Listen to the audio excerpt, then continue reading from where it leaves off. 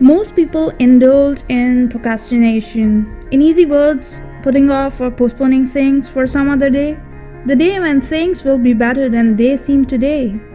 There is nothing negative about the behavior itself, as all of us many times in our lives postpone things for the right time. The bad thing in the case of procrastinators is that right time never comes. Procrastinators actually do not postpone things, they continue using it as an excuse for extended period of time, and sometimes throughout their lives for justifying their non-action. As the old saying goes, tomorrow never comes. One finds procrastinators living unhappily with hopes, desires, should or maybes throughout their lives. If you do, you leave yourself at the mercy of other people or the environment, and things never go the way you want them to. By doing this, what you tell your mind is that you are dependent on others.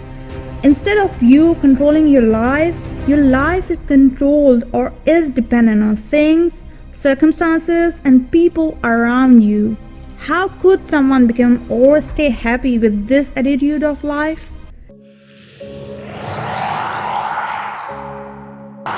It reminds me of a message I received last year from a help seeker.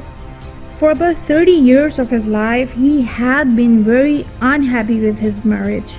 However, he waited for things to get better. They became worse instead.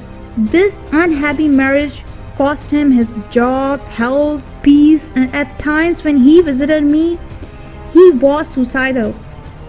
Throughout his life, he has been putting off to fix or undo his relationship with the hopes, desires, and maybes.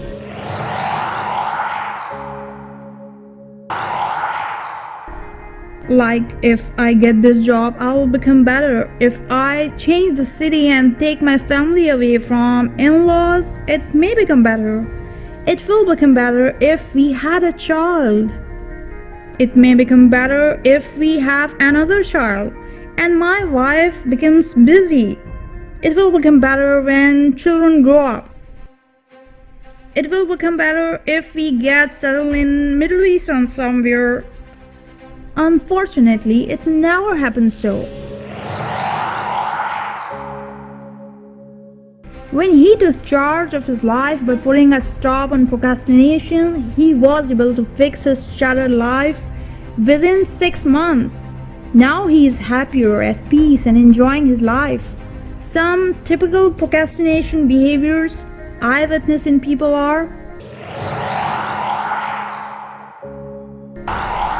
staying in the same job where one is unhappy, trying to pull on an unhappy marriage, avoiding a confrontation with a friend or a family member with whom one is unhappy, living in a city for the whole life, quitting any undesirable behavior like smoking, drugs, deciding to start a walk, exercise, sports, or a diet control program, using tiredness or sleep as an excuse for not finishing an important piece of work, using sickness as an excuse to avoid submitting a school or office assignment, using age or children as an excuse to turn away a good job opportunity in any other city, using being unclean, late, tired as an excuse for not saying prayers.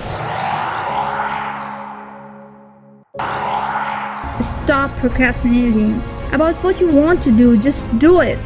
Remember, you are powerful enough to take charge of your life and to do anything you may choose to do without any buts and ifs attached. إن الله لا يغير ما بقوم حتى يغيروا ما بأنفسهم. Indeed, Allah will not change the condition of a people until they change what is in themselves.